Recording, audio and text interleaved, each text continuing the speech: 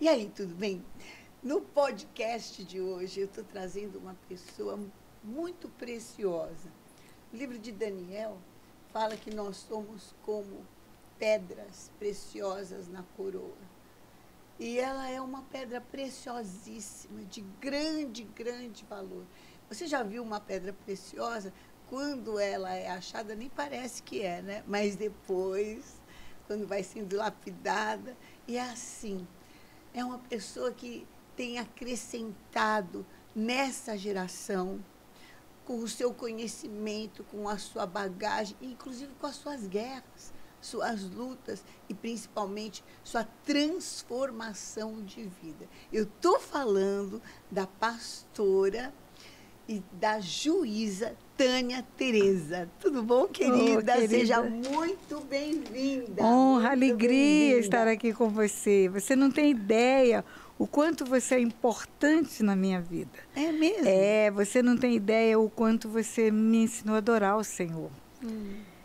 Você levantou a bandeira da adoração nessa nação, não apenas a palavra rema, mas a adoração verdadeira. Você abriu os céus com o que vocês fizeram no seu ministério de adoração, e isso fez muita diferença, porque Deus fala muito comigo na hora da adoração. Ai. A hora que o Espírito Santo de Deus vem por causa da adoração, Ele traz as revelações, traz os mistérios do reino. Tudo que eu aprendo com Deus é na hora da adoração. Nossa, eu também. É a maneira que eu mais amo de me relacionar com Deus é através da adoração. Eu amo ser uma adoradora. Você sabe por quê, Bispa Sônia? A adoração é a única oferta real do homem para Deus. Não tem outra oferta que seja validada como oferta real. Imagine você quando o homem entrega a vida para Deus, está devolvendo. A vida é um dom de Deus. Verdade. Se você me der o seu celular e eu lhe devolver, eu não estou lhe dando nada. Não. Quando entregamos os filhos para o Senhor, apresentamos no altar, estamos devolvendo. Filho é feito por Deus. Filho é herança do Senhor, o filho é um espírito que tem uma alma e está dentro de um corpo. Homem nenhum sabe fazer espírito e alma, é Deus quem faz. Verdade. Ele faz os filhos do nosso ventre. Quando você traz ofertas ao altar, dízimos, ofertas, não tem um tostão que você entrega que Ele não te deu primeiro. Verdade. Não tem um tostão, tudo que temos vem do céu, tudo, tudo, tudo. Agora, a adoração, não. A adoração é algo que Ele não nos deu e Ele procura adoradores que o adoram. É a oferta real do homem. E, pastora querida, eu sei que você conta a sua história em muitas das suas ministrações, mas vai ficando uns pedacinhos, né? E cada vez que a gente conta um pedacinho, a gente lembra de um detalhe. Nunca a gente conta sempre exatamente igual, embora seja a mesma história. Então eu queria aqui começar. Como é que começou? Da onde veio a pastora Tânia Teresa? Porque quem te vê ministrando fala assim, nossa, deve ter nascido num lar cristão.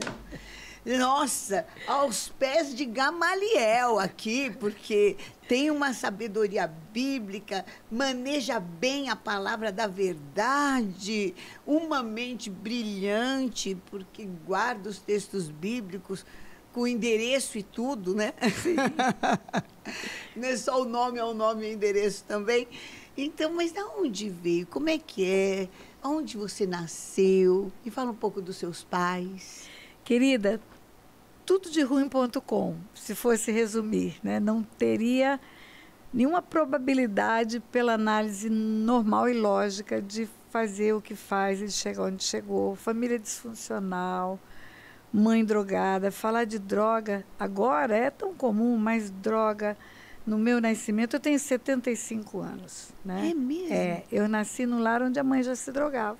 Meu Deus do céu. E tudo disfuncional, era confuso na minha cabeça, porque meu pai era um homem promíscuo, abandonava a família, ia embora, voltava, ia e voltava, e eu não sabia se ele ia embora porque minha mãe se drogava, se minha mãe se drogava porque ele ia embora.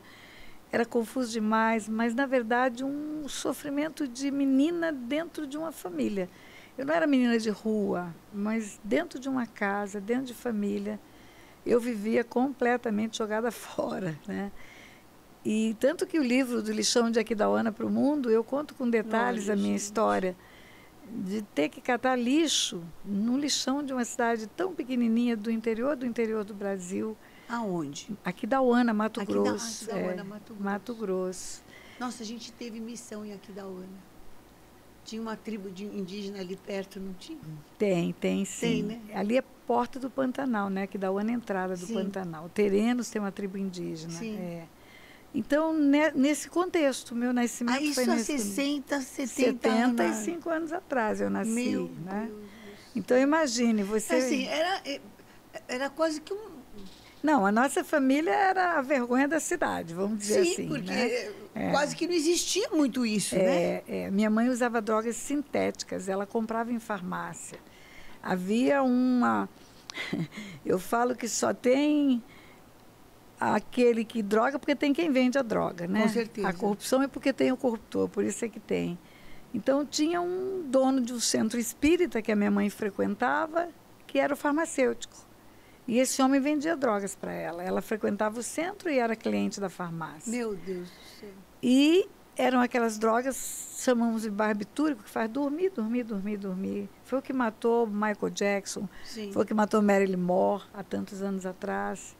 São pré-anestésicos, na verdade, que as farmácias têm para vender, né? Entendi. É o sossega-leão. Quando você vai fazer uma cirurgia, você toma um sossega-leão antes de entrar para a sala de cirurgia. Você já paga antes. E ela vivia apagada em cima de uma cama. Meu Deus. Fugindo de uma realidade. E quando uma criança...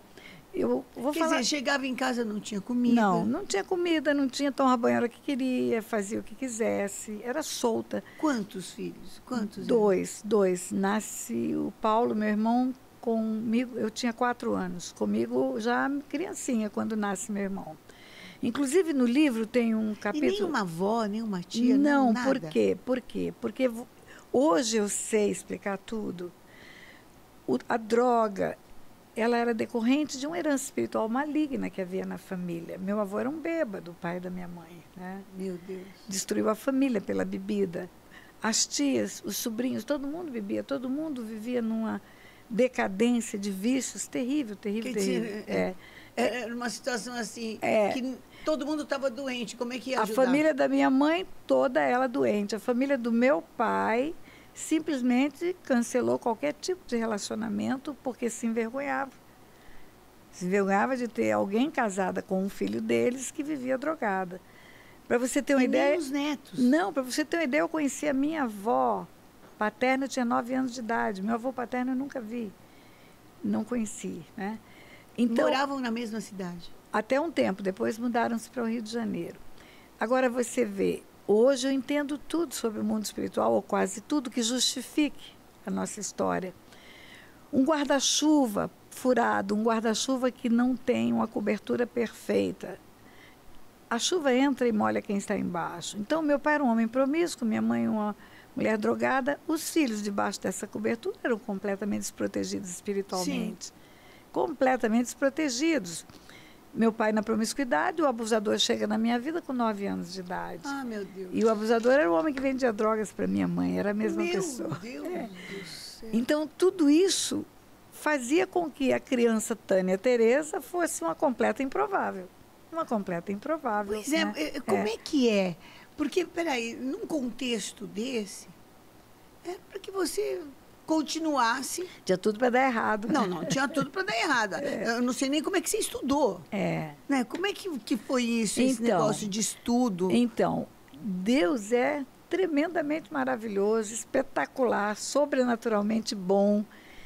Um rapaz, filho de uma família cristã de berço, quando ele nasceu, a mãe dele já tinha 30 anos de crente, para você ter uma ideia. Esse moço, homem, já passa num concurso do Banco do Brasil e vai para a minha cidade. Nesse tempo, a cidade era Guia Lopes da Laguna. Meu pai foi de Aquidauana para Guia Lopes e lá foi que esse rapaz foi trabalhar. E esse moço, ele me encontrou no pior momento da vida. Deus usa esse moço. O que é o pior momento? Eu tinha tentado matar o meu pai 4 dias antes. Não consegui, tentei me matar 4 dias antes. E tomei uma decisão. Teu pai também abusava?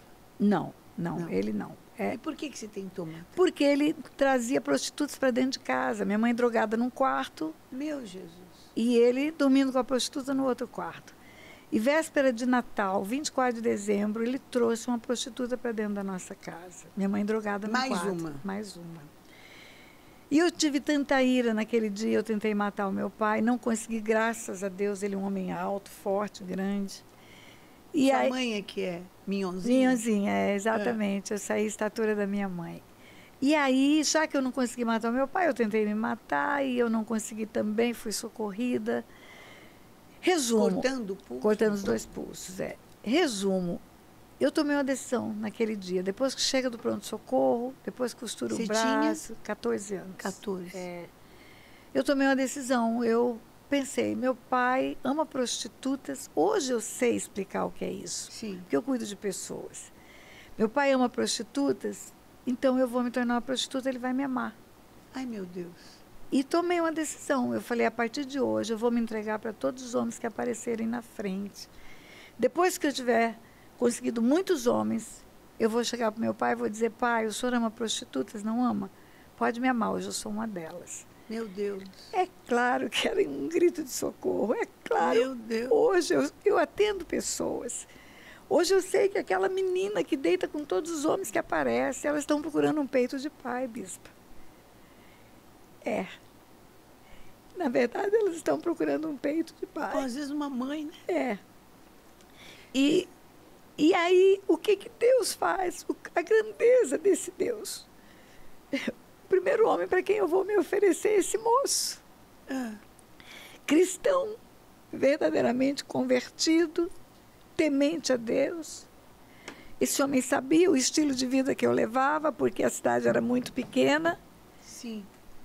A minha história, a história dos meus pais eram conhecidas por todo mundo na cidade. E quando eu o encontro e vou me oferecer para ele, ele sabia o que estava acontecendo. Ele fala para mim, eu estava bêbada, Sônia. Meu Deus. Eu tinha enchido a cara.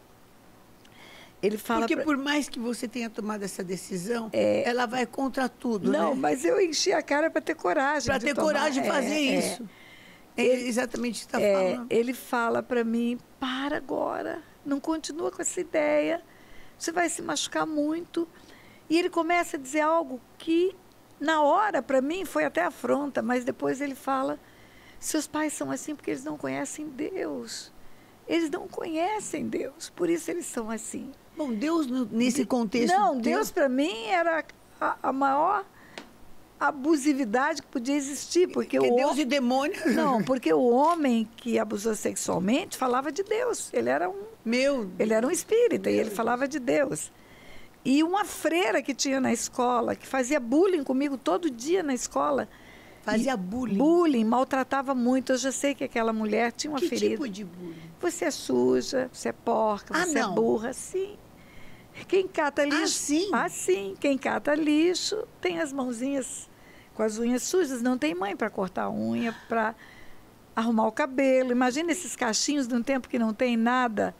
Lava com sabão de coco. Eu não preciso nem imaginar, porque o meu era assim. Então, isso aqui é escova, porque originalmente é outra coisa. Então, bispo, aquela mulher me maltratava muito. Criança que não tem pai e mãe, que fazem o papel certo, então, a proteção. Você não tinha amigo na escola, nada? Não, muito pelo contrário. A menina que brincava comigo no recreio dizia, quando a gente sai da sala da escola para ir para frente da escola, eu não posso conversar com você, porque a minha mãe me proíbe de conversar com você. Eu não posso conversar com você. Em resumo, não tinha nada que fosse favorável. Uma pessoa muito solitária. Solitária, e eu acreditava na palavra do inferno. Porque você sabe que o diabo... O que era a palavra? Você não vale nada, você não tem valor. Se você tivesse valor, seu pai cuidaria de você, sua mãe cuidaria de você, sua mãe te levaria para a porta da escola.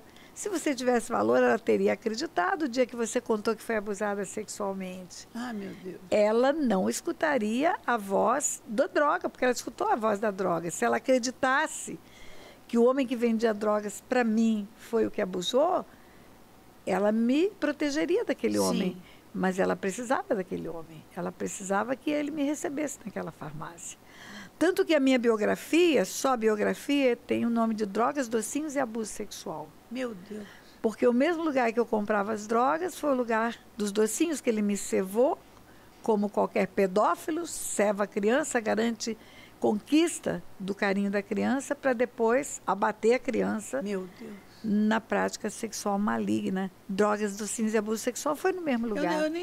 Eu nem vou entrar nesse campo nem da vale pedofilia, a pena, porque nem vale a pena, né? eu sei, eu fui uma criança abusada também. É muito então grande. eu, assim, é algo assim que eu não posso, não dá, diante de algumas coisas não dá para nos calarmos. E a gente não deseja isso nem para o inimigo. Há coisas que a gente não deseja nem para o inimigo. É verdade. Por temor de Deus. E a gente isso não deseja.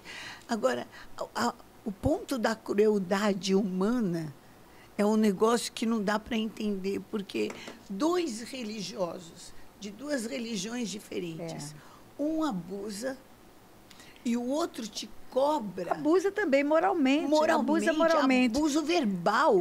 Porque se uma criança... Onde está a compaixão? Escuta, é religioso servindo a que Deus? Se uma criança chega sem a unha cortada. Não, com a unha suja. Porca porque está com as unhas sujas. Está com a unha suja por quê? Como é o tratamento dessa criança em casa? Não, caiu o leite com café na camisa e não trocou. Por que não trocou? Porque não tem uma mãe que vai olhar e falar, troca essa blusa. Não fez a tarefa hoje, não fez amanhã, não fez depois. Por quê? Qual é a carência que há na vida dessa criança? Isso foi o que me motivou. A primeira carreira minha, Bispa Sônia, foi de professora. Ah, é? Foi. Isso me motivou, porque eu dizia assim, se eu fosse professora e tivesse eu não ia fazer isso. Não, e tivesse uma criança problema, porque eu me tornei uma criança problema depois do abuso sexual. A criança se torna insuportável. Ela reage. Quando você tem um trauma dessa natureza... Todo mundo que vem fazer um carinho para você quer dizer abuso. Você tem uma proteção de ferir para não ser ferido. Claro. E aí eu dizia, se eu tivesse uma criança com problemas, eu ia procurar saber, uma criança problemática, eu ia procurar saber por que ela é assim, porque na verdade ela pode ser uma criança que tem muitos problemas, que tem uma história. E eu vou ajudar. E eu vou ajudar. Agora, eu queria saber como é que você chegou a estudar, porque o que a gente vê hoje, pelo menos, né, e vê historicamente, é que crianças que vêm desse contexto, elas não chegam... Agora não é agora é primeiro grau, né? Elas não chegam a concluir nem os 4 primeiros anos. Que era o primário, o curso que era o primário. Foi o que aconteceu comigo.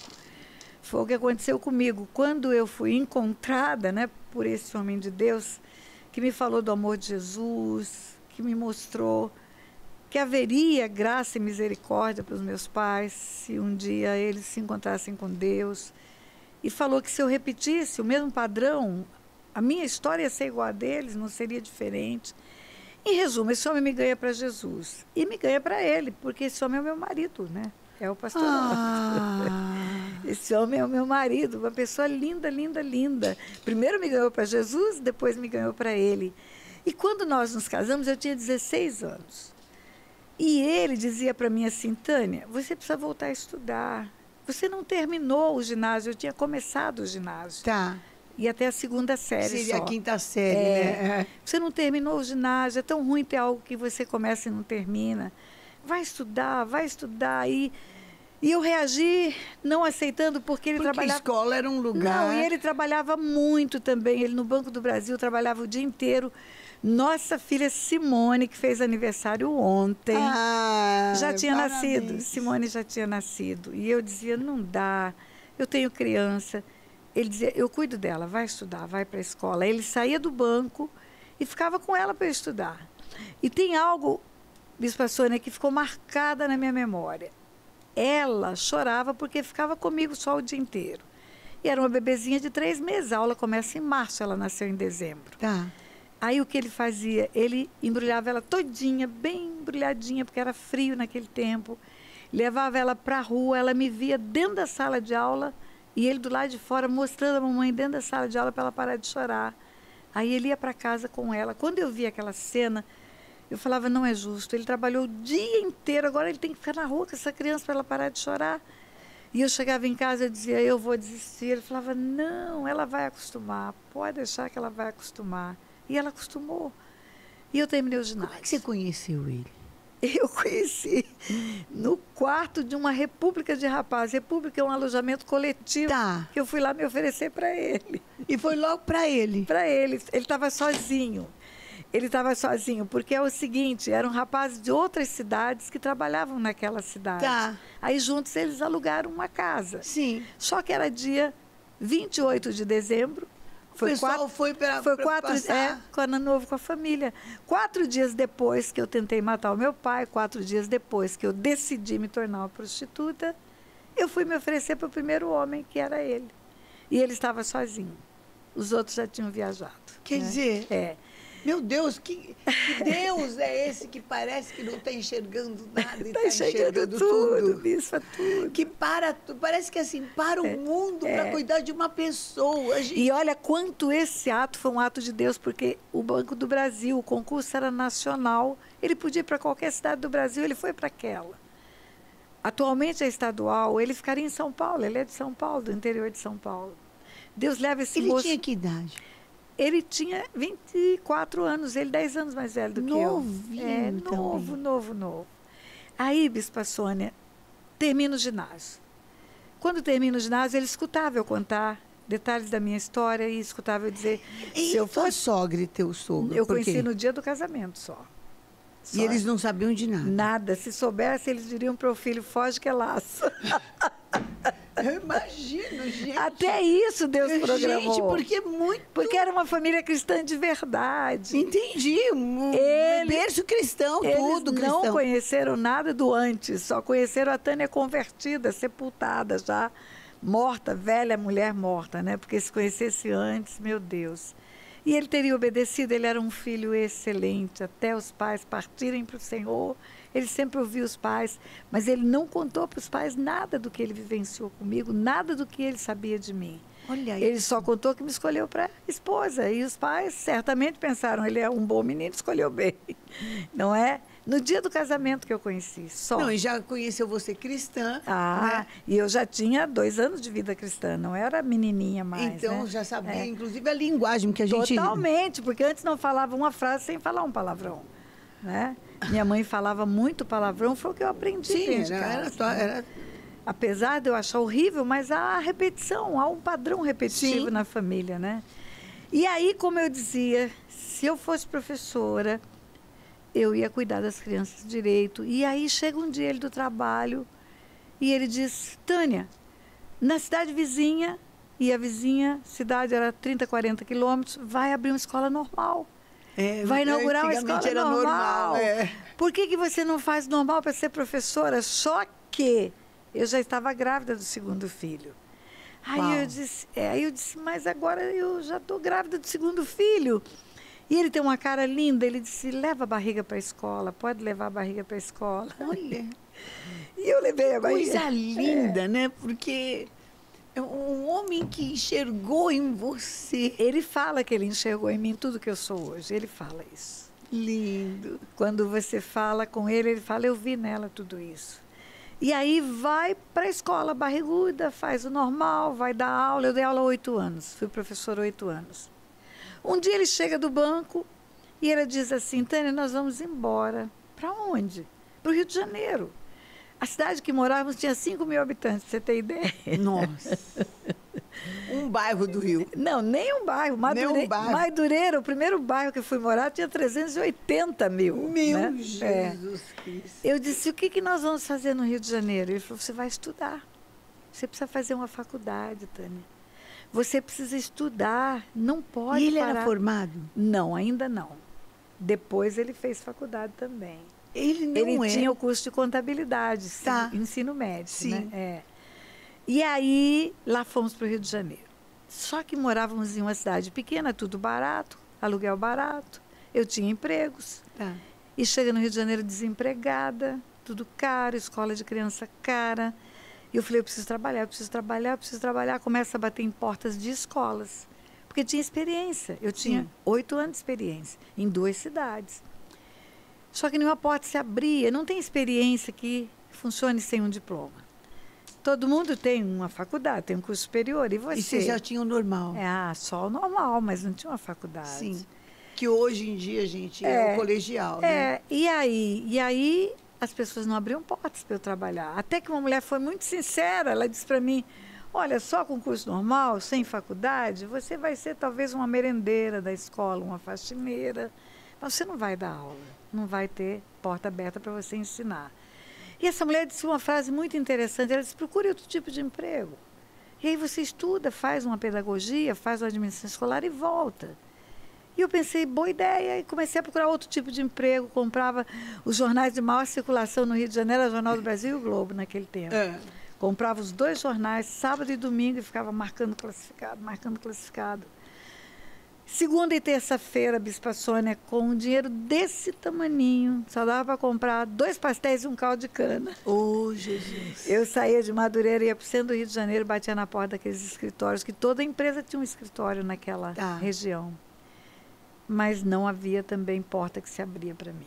É uma longa história, o meu testemunho está inteirinho no meu canal do YouTube, mas eu bati em todas as portas que você possa imaginar, consultório médico, lojas, tudo. Escritório de advocacia, eu queria trabalhar, nada, nenhuma porta se abria. Um dia eu já estava tão chateada, falava, Deus, por que o Senhor me deixou vir para essa cidade? O Senhor não abre porta nenhuma para eu trabalhar. Seu marido estava encaixado no Banco do Brasil. Só que nessa altura do campeonato, meu pai foi embora de vez. Meu irmão começou a usar drogas, a herança espiritual chega até ele. E a minha mãe e meu irmão precisavam de sustento e éramos nós que sustentávamos ela. Meu Deus do céu. Então eu venho com mais despesa e com menos recursos, porque o meu salário desapareceu. Sim. E não tinha emprego que abrisse portas para mim. Um dia eu cheguei do outro lado da rua, olhei para o céu e falei, Deus, por que o Senhor me trouxe para cá? O Senhor não vai abrir portas para mim? Por que o Senhor me deixou lá onde eu estava? Mas no dia seguinte eu abro o Jornal do Brasil e estava lá, concurso público para o Banco Central do Brasil. Ensino médio, o nível exigido. Eu falei, vou fazer esse negócio. Vou fazer. Não tinha nenhuma habilidade para andar no Rio de Janeiro. Morava em Madureira, pegava um ônibus, que o ponto final era a Praça Tiradentes. Eu sabia que eu saísse na frente do cavalo da Praça Tiradentes, ia dar na Avenida Presidente Vargas. Se eu saísse no rabo do cavalo, eu ia dar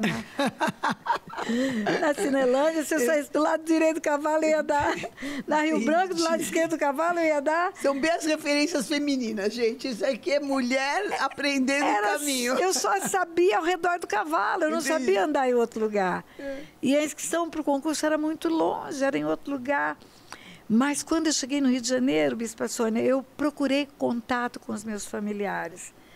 Muito resistentes para aproximação, mas tinha um primo que me acolhia. E aí eu ligo para esse primo, telefone fixo naquele tempo só. Sim, imagine, linha telefônica era muito cara naquela época. Augusto, eu preciso fazer inscrição para um concurso, o endereço é tal, e eu não sei chegar lá, e eu pago sua gasolina, me leva, tudo bem, levou. E no meio do caminho ele falou, vai ter concurso para magistério, Tânia? Eu não ouvi falar isso. Eu falei, não, é concurso para o Banco Central do Brasil. Ele quase bateu o carro, Bispa Sônia. Banco Central do Brasil? Você está doida, Tânia? Você vai jogar seu dinheiro fora. Eu falei, por quê? Ele falou, você sabe o que é o Banco Central? Eu falei, sei, mais ou menos. Ele falou, pois é, todo mundo de todos os bancos quer entrar para o Banco Central. E o tanto de advogado desempregado, e o tanto de comerciário desempregado, todo mundo vai concorrer com você. Pelo amor de Deus. Tânia, essa era a voz que precisava. Era o cão. Era o cão falando. Cai na real, você não tem nenhum preparo de administração para isso. Mas naquele tempo, Bispa, eu já sabia quem era Deus, já sabia. Eu falei, se Deus quiser, eu vou passar. Eu vou passar. Amém. E eu passei. E eu passei 12 mil candidatos, 100 vagas, 120 vagas. Milagre. Não, milagre. Não, a minha vida é uma história de milagre, não é de superação. Não é. É de milagre. A superação veio depois, porque primeiro foi o milagre. Aí eu passo no Banco Central. Quando eu começo a trabalhar no Banco Central, na carreira mais subalterna, auxiliar de serviço administrativo, ASA, era o apelido da carreira. Eu descubro que a carreira de advogada era a melhor carreira que tinha no banco. Porque o advogado dava plantão de 4 horas só e podia levar serviço para casa. Serviço intelectual você faz em qualquer lugar. Perfeito para uma mãe com 2 filhos. Gente, é tudo que eu quero. Trabalhar 4 horas e poder levar o serviço para casa e ficar com meus filhos. E eu quero ser advogado do banco. Agora tem um detalhe. Você precisa fazer direito para ser advogado do banco. Esse primo era advogado. E aí eu entro no Banco Central em julho. Em outubro, abre inscrição. Naquele tempo, o vestibular no Rio era unificado. Tinha um tal de um Sesgran Rio. Todas as faculdades privadas, públicas, todas usavam esse mecanismo para fazer o vestibular. E você só tinha direito a 2 opções. E eu fiz a minha conta todinha. Eu morava em Madureira, a UERJ era no meio do caminho, no Maracanã, e o Banco Central no centro da cidade. Então, se eu sair de... Quer dizer, o UERJ, né? Universidade do Estado do Rio de Janeiro. Ou seja, mais concorrida, né? Porque todas. era gratuita, mais de todas. Era só mais isso. concorrida. Mirou só a mais. Era o melhor curso de Direito que tinha no Rio de Janeiro. Entendi. Aí eu pensei, eu pego o meu trem em Madureira, com a minha marmitinha na bolsa, que eu vou acordar madrugada para fazer. Chego na UERJ às 7 horas da manhã, saio meio-dia, pego o trem de novo, vou para o centro da cidade, a pé até a Avenida Rio Branco, onde é o Banco Central, como a minha marmitinha 2 horas Já da tarde. Na hora do lanche, não, na hora do lanche da tarde eu como minha marmitinha, vai dar certinho para mim. Só o UERJ vai dar para mim. E fiz a inscrição para o UERJ, só. E eu ligo para esse primo, Augusto, eu acabei de fazer inscrição vestibular. Ele falou, eu sei, está tendo vestibular, vai estar tendo inscrição.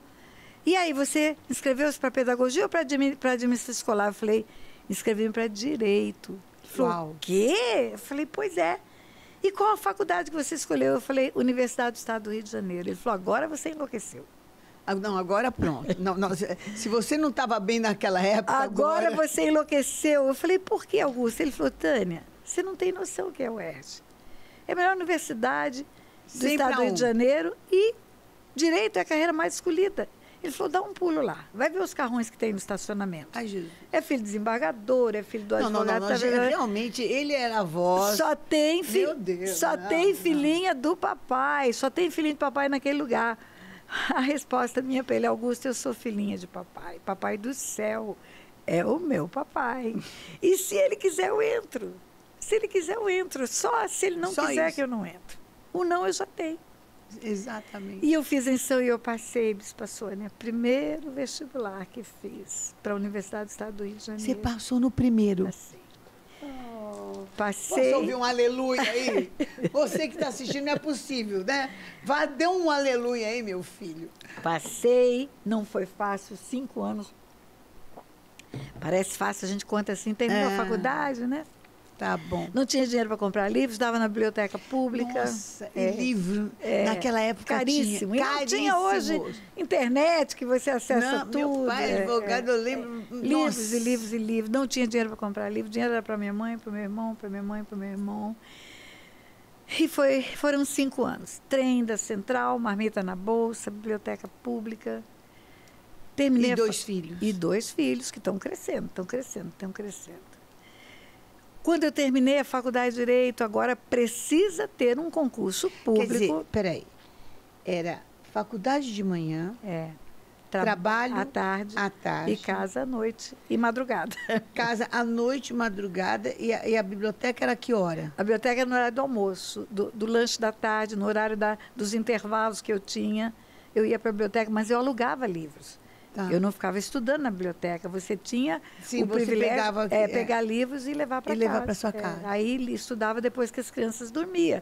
Por isso que era casa. Quer dizer, dormia a que hora? Entre 2h30 e 3 da manhã e até 5 horas da manhã. Quer dizer, 2, 3 horas por noite. Porque, gente, para lavar, passar, deixar a comida pronta. Dormia no ônibus para a cidade, dormia no trem. Dormia o tempo todo que podia, o tempo de intervalo que tinha, dava uma cochilada. Mas você sabe, Bispa Sônia, agora mesmo eu estava ali no intervalo e a sua assessora, não sei qual ela disse, a Bispa Sônia tem uma energia, tem um vigor sobrenatural. Madrugada ela já está acordada, já está acesa, vai para a academia. Eu falei, sabe por quê? O povo que serve a Deus com retidão, ele tem rebite de Jeová. Eu falei para ela, você sabe o que é rebite? Ela falou, não. Eu falei, rebite é uma mistura que caminhoneiro faz para ficar acordado a noite inteira na estrada. Ele mistura Coca-Cola com café, com bolinha. Pois o rebite de Jeová chama Espírito Santo, é um dinamite. Ele mantém a gente acordada, viva e ativa. E feliz. E feliz. E grata por estar fazendo tudo que você está fazendo. Eu tenho essa experiência de ter rebite de Jeová em mim. Eu achei que já nasci arrebitada. Porque eu realmente... O meu marido, então, eu acho que ele já nasceu com 3. Turbinado. O negócio dele é turbina. E aí, bispa, termina a faculdade, tem que esperar o concurso público para advogado do banco, porque é uma autarquia federal. Sim. Banco Central é uma autarquia, qualquer admissão é por concurso. Sim. Mas Deus é maravilhoso. 8 meses depois que eu termino a faculdade, tem um concurso para advogado do banco. E era concorrentes do mundo inteiro. Você ligou para o Augusto? Não, nem liguei mais. Não. Você sabe que, só um parênteses aqui, no começo da igreja, tudo que a gente ia fazer, vamos pôr luz. Tinha uma pessoa... Tinha um Augusto. Tinha um Augusto. Que falava, não vai dar certo, que isso aqui... Não vamos pintar... Não vai dar... A gente apelidou ele de sinal de Deus. Era então, sempre para fazer o contrário. Tudo que ele falava, não vai dar certo. Sinal de Deus, vamos fazer porque vai dar certo. É o Sambalate Tobias, né? Mas olha, o Augusto era um sinal de Deus. Mas aí, eu acho que o Augusto ficou com um pouco de inveja, porque de repente eu sou advogada do Banco Central. Nossa. Né? E... Não, e sabendo de onde você veio. Nunca dando como valor que chegou no Rio de Janeiro e passou à minha frente. Exatamente. Né? Exatamente. Porque da onde? Do lixão. E ele estudou nas melhores escolas do Rio de Janeiro, né? Tudo que tinha de bom.com ele estudou. E aí são pessoas que fazem parte da vida da gente marcam a vida, porque ele faz parte do meu testemunho. Sim, não tem como. Exatamente. Ele foi a primeira carona. Aí tem o concurso e tinha 3 vagas e eu tinha que passar 3? Muito bem, porque para eu ficar no Rio de Janeiro eu tinha que passar muito bem. Tinha Brasília, tinha Belo Horizonte, tinha São Paulo. Meu marido trabalhava no Rio de Janeiro. Não tinha jeito. E eu passei. E eu passei em primeiro lugar. Tânia. E aí... Não, pastora Tânia, desculpe. A gente tem uma diferença tão pequena de idade que não tem problema. Pode me chamar de Tânia. Peraí, essa parte, eu tem certas coisas de testemunho que eu preciso que a pessoa fale mais assim, soletrado, sabe? De repente, eu sou advogada do Banco Central com honras. Não, de repente não. Peraí, calma, assim, é muita informação, entendeu? Ela passou em primeiro lugar. Não, você não entendeu. Ela passou em primeiro lugar. Deixa eu falar quem que é ela. Ela era a menina que chegava na escola. A improvável. E a madre lá, a encarregada, eu não quero associar Era uma freira, era uma freira. Irmã Gertrudes, o nome dela. Vamos chamar de Irmã Gertrudes, para a gente não caracterizar a religião nisso, mas a tal da Irmã Gertrudes, que era a irmã do inferno mesmo, sangue de Jesus tem poder, ela virava para essa menina e falava assim, você é burra. Você não vai dar para nada. Você não vai dar para nada. Dizia, você é porca, ninguém vai acolher você em casa. Você é suja. E dizia, você é estabanada, porque um dia ela me botou para escrever 40 vezes no quadro, eu sou burra, sou burra, sou burra, porque todo mundo fez uma tarefa e eu não fiz. A partir daquele dia, eu ficava nervosa quando ela chegava perto de mim e derrubava o que tinha nas mãos. E ela dizia, além de burra, além de porca, você é estabanada. Você é estabanada. Que eu entrei no banco como advogada, porque até então funcionária de carreira do banco, que bota o pé assim na porta e aquela porta abre, assim, igual porta de aeroporto. Que também a gente testemunhou quando as portas não abriam. É verdade. E testemunhou quando inventaram porta que abre, né? Então, aí isso pra gente é um negócio, né? Aí aquele ascensorista do banco que me conhecia em toda a minha carreira de banco ali, né? Desde que cheguei. Eu tive 12 anos como funcionária do Banco Central. Quer dizer, foi crescendo, né? Foi crescendo, porque só o curso de direito... Começou no ASA. Só o curso de direito durou 5 anos, né? Sim. Então, 12 anos. Ele me conhecia, o ascensorista me conhecia. Quando eu botei o pé na porta, que a porta abriu, ele falou, doutora Tânia. Ai, Jesus. Aí eu falei, gente... É de arrepiar. A menina de Aquidauana, a menina do lixo. E tudo isso foi muito, muito especial. Passa um filme na cabeça da gente, não passa? Passa. Passa um filme. Passa um filme. Quando Davi fala, eu sei de onde eu saí. E Deus não deixa você esquecer, Bispa Sônia. Existe algo na minha vida... Infeliz do que esquece. Existe algo na minha vida que é sobrenatural. Eu posso estar dentro da minha sala, cheirosa, maravilhosa, assistindo um filme. Se tiver um lixão no filme, eu sinto o cheiro do lixo de Jequidaúna. Meu Deus. Se eu passar numa rodovia no meu carro, perfumado, limpinho, bonito, tiver um lixão na rodovia, eu sinto o cheiro do lixo de Jequidaúna. Eu falo, Deus não tirou da minha memória emocional isso. Para eu nunca me esquecer de onde Ele me tirou. De onde Ele tirou. Ser sempre grata a Ele por isso, né? E aí, eu viro advogado do Banco Central. Meu Deus do céu. Muito, mas era muito improvável isso e acontece. Senhor, aí eu acredito que já cheguei no ápice, Deus me levou até esse lugar, que Deus grande é esse, que Deus grande é esse. E eu tinha 8 meses como advogada do Banco Central. Eu vou representando o Banco Central num congresso de bancos no Rio de Janeiro. Uau. E uma das palestrantes era uma juíza. E era uma juíza crente, uma juíza cristã. Meu Deus! Outra? Não. Assim, gente, tem coisa que parece que desceu anjo na terra só para a pastora Tânia. É verdade. Não, eu falo, não, mover porque, de Deus. Gente, o mover de Deus ao hoje, meu redor, juíza cristã já imagine, alguma coisa. Imagine 1988, né? Que foi quando isso aconteceu. Senhor da glória. Primeiro, juíza, né? E essa mulher me impressionou muito. Me impressionou muito na palestra. Eu abordei nos intervalos.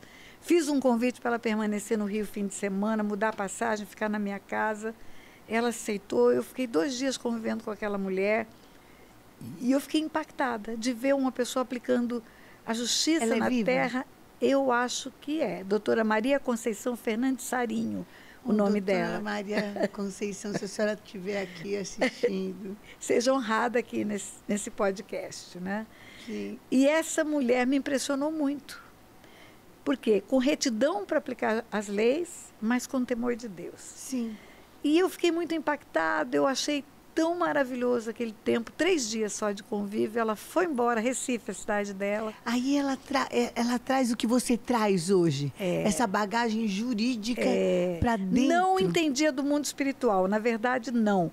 Na verdade o que me impressionou é o seguinte, porque o advogado, ele por mais excelente que seja, se ele for um advogado empregado, e o advogado do Banco Central é empregado do Banco Central, ele tem que defender a causa do patrão. E ponto. E não discutir isso. Né? O patrão está certo e ponto. E o juiz trabalha no livre convencimento. O juiz julga de acordo com a sua retidão.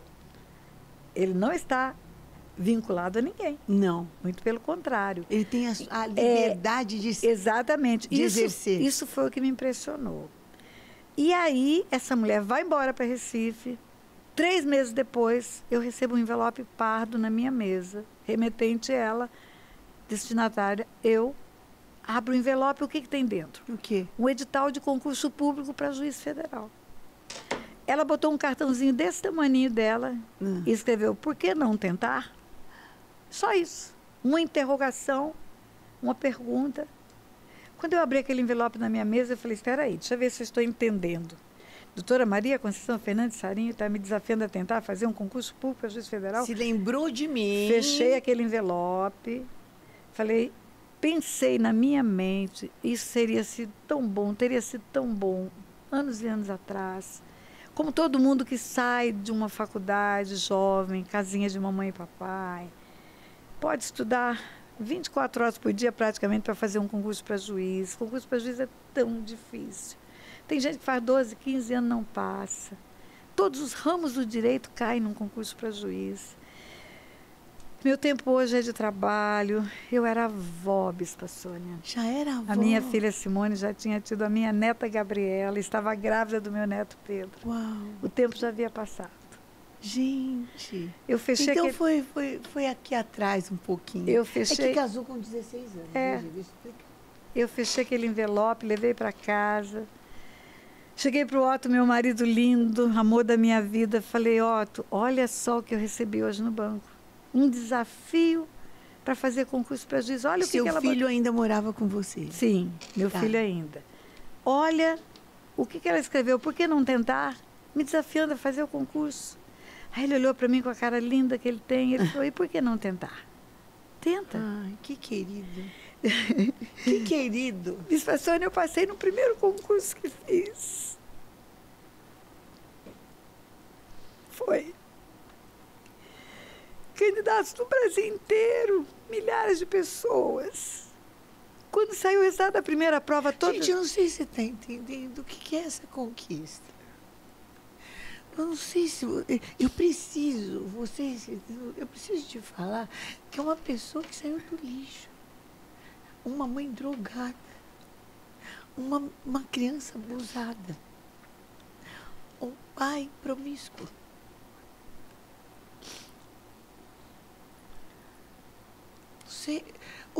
Como que eu posso mensurar isso? Quando eu fiz um louvor agora, pastora, eu tive uma experiência muito forte, veio um caso do podcast, numa das igrejas do Apocalipse. E nesse louvor eu falo, eu sou o teu Deus, desde o ventre eu te conheci. Em meu livro, os teus dias, eu escrevi. E nada e ninguém poderá te separar que aconteça. do meu amor, dos meus planos. Deus olhou para a menina e escreveu antes, quando você estava no ventre dela. Ele tinha isso escrito. Meu Deus, meu Deus. Eu tenho uma amiga que fez um louvor. Um dia eu quero ver esse louvor cantado. Antes que eu te formasse no ventre da tua mãe, eu te conheci. E antes que saísses dele, eu te constituí profeta das nações. Te constituí para ser mãe de multidões, libertar cativos e oprimidos, e por aí vai o louvor. E é verdade. É verdade. É verdade. É verdade. Passou no concurso. No primeiro. Federal. No primeiro que ela fez. Foi. No primeiro. E eu tinha 20 anos de serviço público, né? Porque eu tinha 8 anos de magistério e tinha 12 anos de autarquia federal. Tá.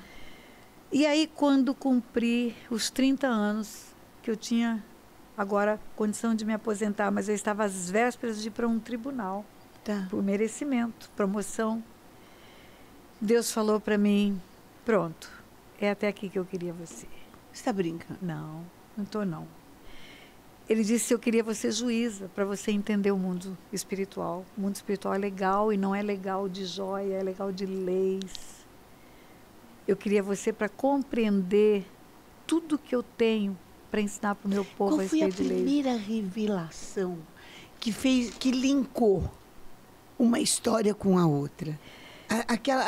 Aquele momento, digamos assim, que houve uma explosão para o mundo espiritual, um descortinar. Na verdade, foi exatamente a convicção de que eu estava ali não por mim mesma.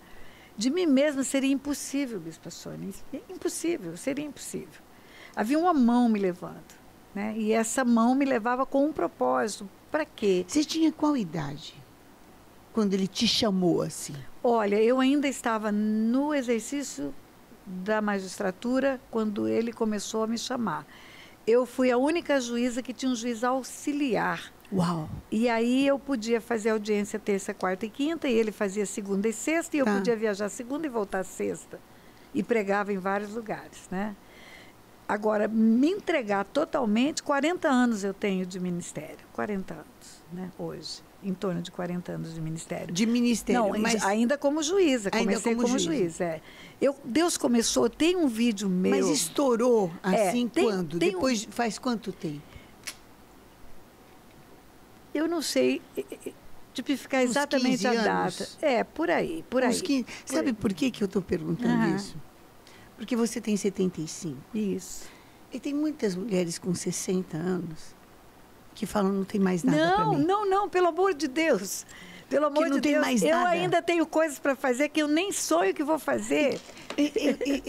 Eu estou te perguntando, a intenção da minha pergunta é essa, porque tem muita gente que simplesmente já se aposentou da vida. Deixou a chuteira, tem 50, pendurou. Tem 60, tem 65. Peraí. Quantos anos tinha Abraão quando foi chamado? Quantos anos tinha Moisés quando foi chamado? Porque você acha que só um jovem faz? Não. Quando fala o seu tempo, eu falo, meu tempo se chama hoje. Eu tenho vários tempos e o meu tempo se chama hoje, porque eu estou viva e ativa no planeta Terra. Com certeza. Todas as gerações pelas quais eu passei. Gente, não me troco por 3,21. Tá muito bem. Não. A maturidade emocional. Eu duvido uma que segure. A maturidade emocional, o entendimento das coisas espirituais. Não. Mas deixa eu te responder para essas pessoas que desanimam e acham que o tempo passou. Hoje, tem um canal oficial no YouTube que ultrapassa 54 milhões de visualizações. 54 milhões. Hoje tem 18 livros publicados. Até 5 anos atrás, até 7 anos atrás, eu não escrevia. Peraí, vamos fazer as contas. 75 menos 7, você está conseguindo ainda fazer isso? Vai assim, 5, né? Já dá 70 menos 2, né? 68, tá bom? Só para te ajudar. Eu não tinha nenhum livro publicado, nenhum. Um dia Deus falou comigo assim. Com 68, tá? Deus falou comigo assim, você admira muito o apóstolo Paulo, não? Porque é o apóstolo que mais revelação do mundo espiritual tem. Sim. Ele não viu Jesus em carne, ele viu Jesus glorificado já. Ele tem revelação de principados e potestades que os outros não têm. Não, de lutas espirituais que os outros não têm. Deus falou, você admira muito o apóstolo Paulo? Não, sim. Então me fale, o que ele escreveu quando ele esteve em Éfeso, pregando 2 anos na escola de Tirano? Não sei. O que ele escreveu quando ele esteve lá em Acro, Corinto, na praça de Corinto, pregando 3 anos? Não sei. O que você sabe dele? O que ele escreveu. Deus falou, se você não começar a escrever tudo que eu te dou, vai se perder no tempo. Começa a anotar tudo que eu te dou. E eu comecei a escrever. E agora eu estou igual uma preá grávida, soltando o livro toda hora. Esse aqui, inclusive, gente, olha, é um novo. Eu fui agraciada com ele. O chamado. Aí tem algumas coisas de revelações de Deus também, além da minha biografia. Então, eu quero recomendar. Agora eu quero fechar toda essa história para você entender o agir de Deus. Este ano, e eu me aposentei em 98. Tá. Então, olha quantos anos de aposentado. 2018, 20 anos. Ó, a gente está te ajudando a fazer conta, tá? 25 anos de aposentado eu tenho hoje. Este ano, 12 anos de Banco Central, 25 com 12, 37. Tá. Antes do Banco Central, que eu ficava lá no Rio de Janeiro falando, por que o senhor não abre porta, por que o senhor não abre portas? Então, há 40 anos atrás, quando eu chorava diante de Deus porque não abria portas, este ano, ele me respondeu. Eu estava ouvindo o meu testemunho.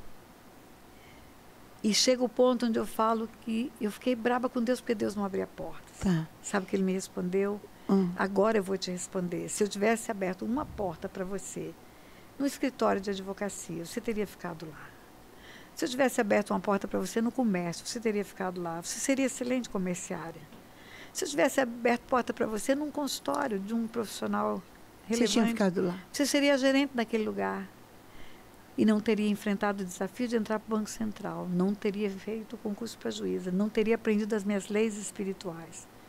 Foi para isso que eu te trouxe para o Rio de Janeiro. Se eu tivesse colocado você em outro lugar, você não iria adiante no desafio. Entendeu? Por que Deus não abre porta? Por que tem porta fechada? É porque tem coisa melhor para a sua vida. Você entendeu por que Deus não te dá largueza financeira? Você ia ficar aí mesmo, largado. Então, Deus... Você sabe, eu acho assim, eu amo esse jeitinho que o Senhor nos dá o livre-arbítrio. É um livre-arbítrio meio sem escolha, modelo Jonas. Né? Tem gente que... Vai vomitado, mas vai, né? Vai, nem que for vomitado. Tem gente que Deus dá esse livre-arbítrio modelo Jonas. É verdade. Não, você tem o livre-arbítrio, tá bom? Tá. Mas só que é o seguinte... Mas eu vou impedir que o mal venha para você. Mas eu vou te impedir de escolher o errado. E Deus, hoje, Bispa Sônia, eu tenho uma alegria tão grande de mostrar para as pessoas o valor que ela tem. Isso aqui é uma joia, ó. Isso aqui é um anelzinho, ouro, cravejado com alguns pequenos brilhantes. É um precioso anel. ele não tem valor porque ele está no meu dedo. Ele tem valor pela natureza dele. Pelo que ele é. A essência dele é ouro. E ouro é um metal precioso. Se eu jogar, olhar e falar é bijuteria, se eu jogar isso não quer dizer que ele deixou de ser ouro. Não, e se eu jogar ele aqui, for embora, esquecer sobre a sua mesa, ele vai ter valor aqui. Sim. E se ele for para o lixo? Vai ter valor no lixo. Quem é que perde? E se alguém olhar e falar assim, isso aqui é uma lata velha? Quem é que perde? Quem rejeita o anel, quem joga fora o anel, quem perde o anel. Quem perde o anel.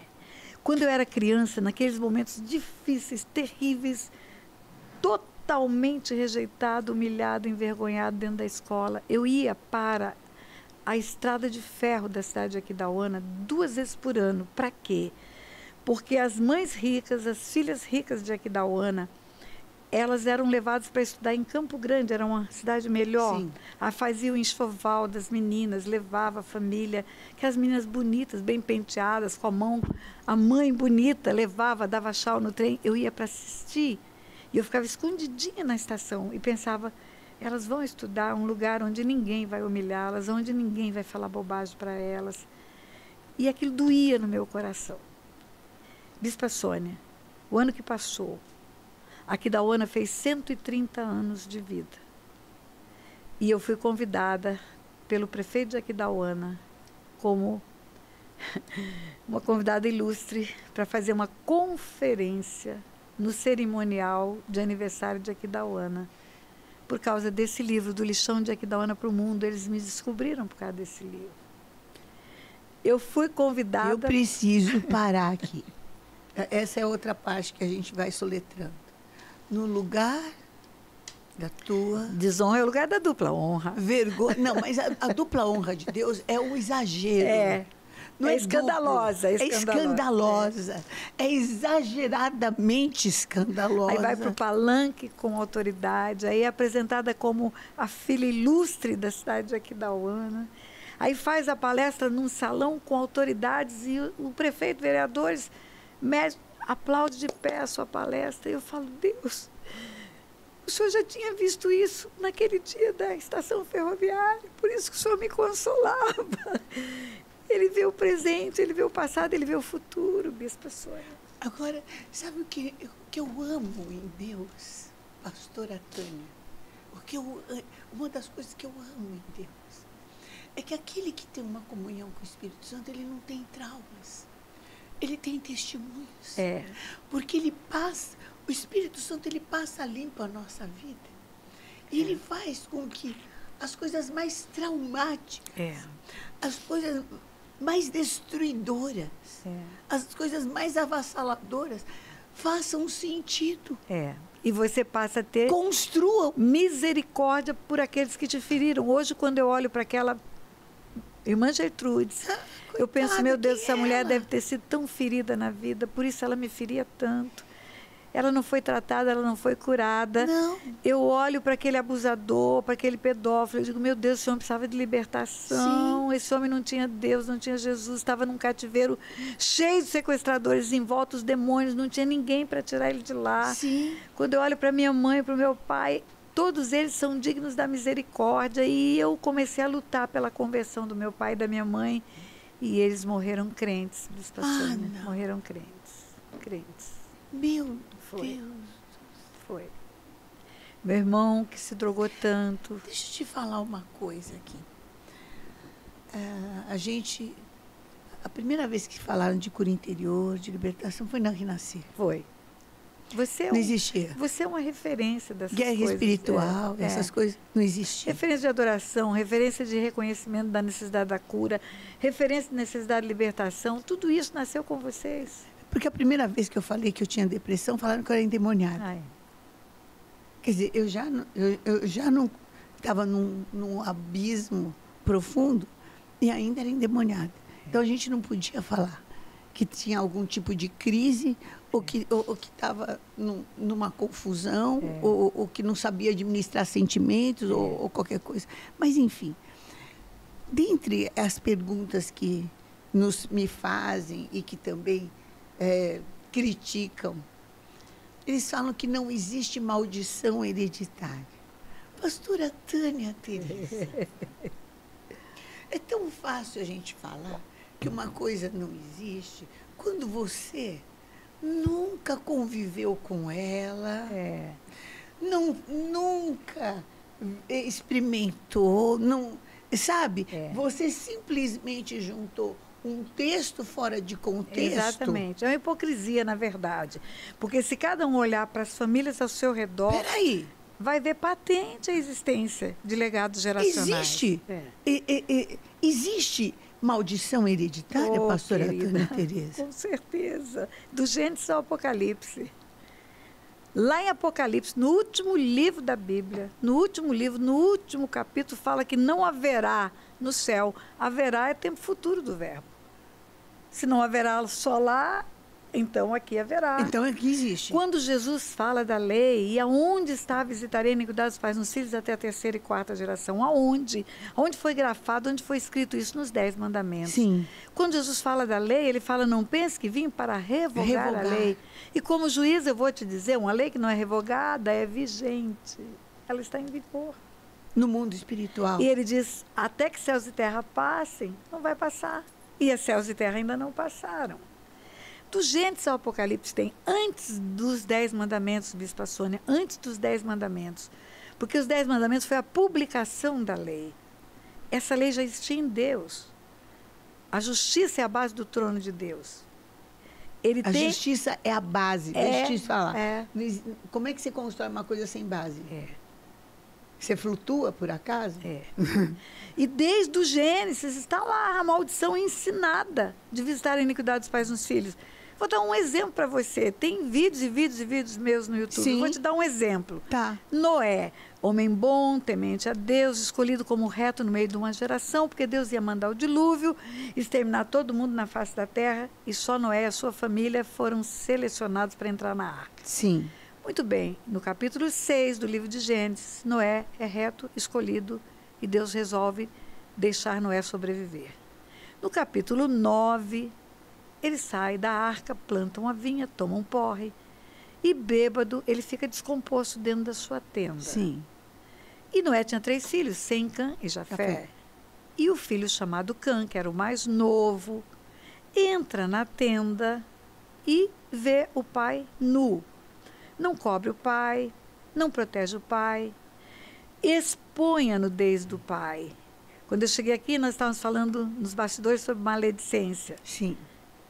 Difamação é você falar o que não fez. Calúnia é falar o que não fez. Difamação é falar o que fez. É expor a vida de uma pessoa. Ninguém tem direito de expor a vida de ninguém. Sim. E aí o jovem chamado Cã expõe a nudez do pai para os 2 irmãos, Sem e Jafé. Cã não cobre o pai, não protege o pai, difama o pai, conta para os irmãos.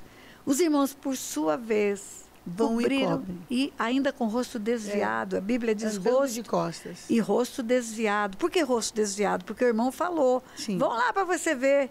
Como é que ele está. Vai ver a miséria do pai. Vai ver o pai na miséria que está. Eles desviaram o rosto para não ver. Quando Noé acorda, soube o que aconteceu. Ele profere uma maldição. Sim. Maldito seja Canaã. Canaã. A maldição é maldito seja Canaã. Quem é Canaã? Na fila do pão. É filho de Cã. A responsabilidade pelo pecado é do pai. A maldição vem para as gerações. Caiu em Canaã. A maldição é da visitar a iniquidade dos pais nos filhos. Maldição é visitação da iniquidade dos pais nos filhos, nos filhos, nos filhos, nos filhos. Canaã foi amaldiçoado pelo seu avô. Maldito seja Canaã. O erro é do pai. A maldição é dele. A terra de Canaã inteira foi amaldiçoada por causa disso. Agora, lê isso na Torá para ver se tem. Está na Bíblia. Pelo amor de Deus. Está na Bíblia. Tem todas. Está na Bíblia. Tem todas. Está na Torá, inclusive. E vai por aí afora. Então, assim, eu acho que ao invés das pessoas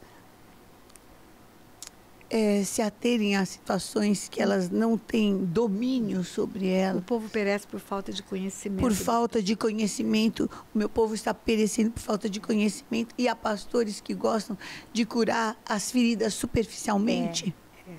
E por isso é que você vive em crise. Não consegue ter paz com o teu passado. E nem liberdade com o teu passado. E quem não tem paz e liberdade no seu passado, não consegue viver presente e muito menos o futuro que Deus tem para a tua vida. Não dá. Então você tem uma situação de abortar promessas de Deus, porque você está preso no teu passado. Você entendeu que você está preso? Tem uma cadeia te prendendo ali.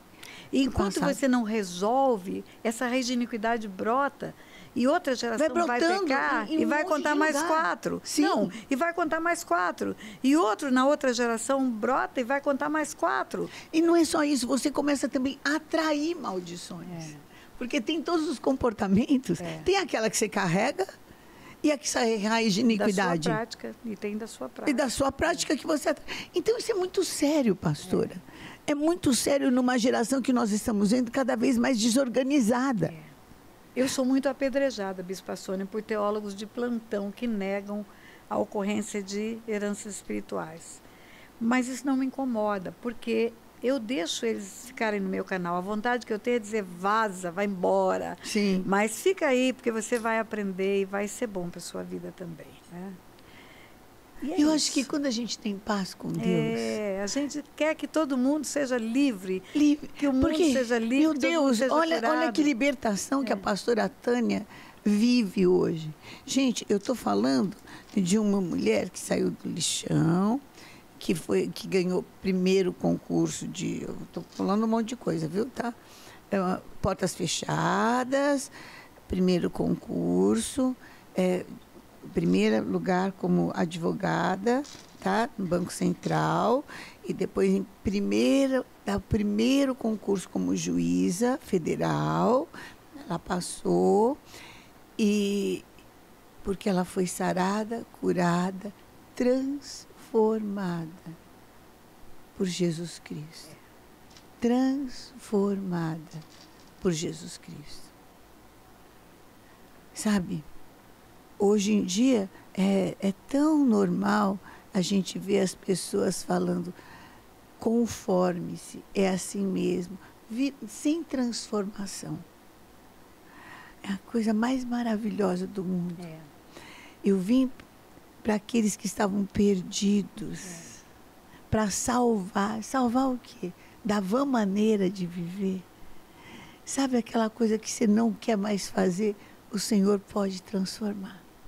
Aquilo que você não quer mais pensar, Deus pode livrar. Não pode, pastora? Sem dúvida. Não pode, pastora? Sem dúvida, sem dúvida, sem dúvida. Deus pode deixar a pessoa tão limpa que a luz ofusca. Porque a tua luz, ela ofusca. Ela irradia. De glória em glória, você vai se tornando a estatura de varão perfeito. Vai se tornando a estatura de varão perfeito. O pecado tira a identidade de filho, o pecado tira a glória de Deus. Em Adão todos pecaram e foram destituídos. Destituídos de alguma coisa que tem. Você é destituído de alguma coisa que você tinha, mas em Cristo Jesus você pode ser restituído naquilo que foi destituído pelo pecado. Destituído é assim, você é filho e tem uma herança, o teu pai vai no cartório e fala assim, estou te destituindo. Você não tem mais herança. Você é filho, mas não tem herança. É isso, uma destituição? Também, destituído de um cargo, de uma posição. De um cargo, de uma posição. Algo que você tinha e perde. E perde. Embora o teu nome possa estar lá, você não é mais. Mas o teu redentor, o teu resgatador te restitui tudo que foi retirado. Te devolve tudo. Pastora Tânia, é tão gostoso falar com você. Eu quero voltar um dia, eu preciso ir embora agora. Eu sei que você tem um casamento. Eu tenho. Ainda... Então, todas as outras perguntas que eu tenho para fazer, e você também tem para fazer, você vai ter que segurar. Então, assim, eu estou terminando, mas não é por falta de assunto. Entendeu? E nem por falta de empatia. Nem por falta de empatia. Mas eu vou terminar por questão de respeito, gente. Eu preciso. Ela precisa, a pessoa precisa casar. Se fosse teu casamento, você queria que fosse tratado como? Então tá? Então tá bom. Mas vamos fazer um desafio para esse público que pode ficar com gostinho de quero mais, né? corre lá para o canal oficial do YouTube, escute o testemunho todinho. Todinho, os estudos também. Tudo tem meu nome, Tânia Tereza com Z, Tânia Tereza com Z. Eu sou uma velhinha high-tech. Eu tenho YouTube, eu tenho Instagram, eu tenho Spotify, eu tenho TikTok, eu tenho tudo isso. Olha, sinceramente, né? Velha quem não tem, tá? Então você vai lá que você vai achar tudo a meu respeito. Novinho, em folha. Isso aí. Que Deus abençoe Amém, demais. querida. Uma honra estar com você aqui. Uma honra. Você é referência de mulher de Deus nessa nação. Você é referência de alguém que abraçou o chamado, respondeu sim ao Senhor. Em todos os momentos da sua vida, fáceis, difíceis, você manteve-se firme com o Senhor. Você olhou para frente, seguiu o alvo que estava proposto, levantou uma bandeira de compromisso com o Senhor. Você é uma referência para pastoras, para mulheres da nação inteira, Bispa Sônia. Você é referência. Obrigada, querida. É honra estar aqui com você e falo isso com o coração vibrando. É honra estar aqui. É uma honra estar com você, uma mulher de Deus transformada. Uma mulher que vive a palavra. Aquela palavra que aquela viúva falou para Elias, eu quero deixar essa mesma palavra. Eu sei que a palavra de Deus na tua boca é verdade. Amém. Que a palavra do Senhor na tua boca é verdade. Amém. Porque nós vemos a palavra de Deus. É uma carta escrita. Amém. É um bom cheiro de Cristo. Amém. Que irradia aqui. Que o Senhor continue te usando. Amém. Você que assistiu, eu quero te falar, em qualquer idade. Não, em nome de Jesus, olhe para a pastora Tânia Tereza e fala, certamente haverá bom futuro. E a minha esperança nunca vai ser envergonhada. É isso. Sabe, eu olho para você Amém, e eu querida. vejo isso. Amém. Eu quero deixar uma historinha para você que eu vivi nesses últimos dias, viajando de um lugar para o outro, de um país para o outro, pregando o evangelho incansavelmente em todos os lugares.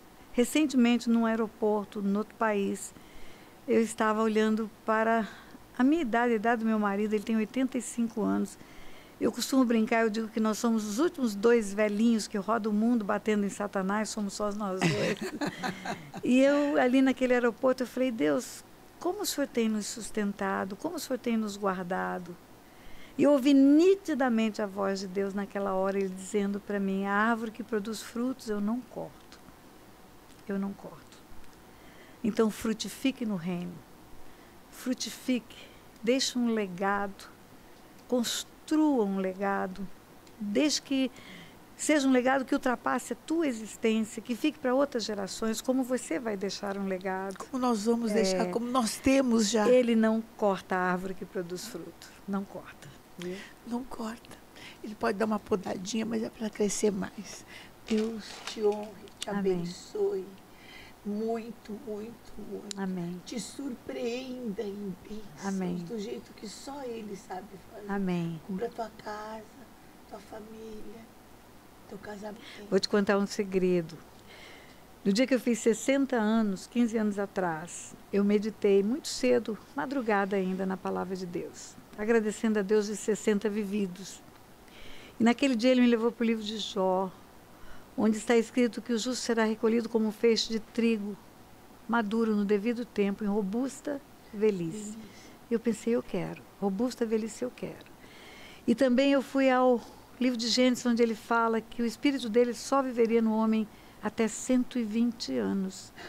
E eu pensei, com teu espírito, com robusta velhice, esse negócio está ficando bom. Aí eu fui para o Salmo 92, parte final, que diz que o justo florescerá como a palmeira, como o cedro do Líbano, plantado na casa do Senhor.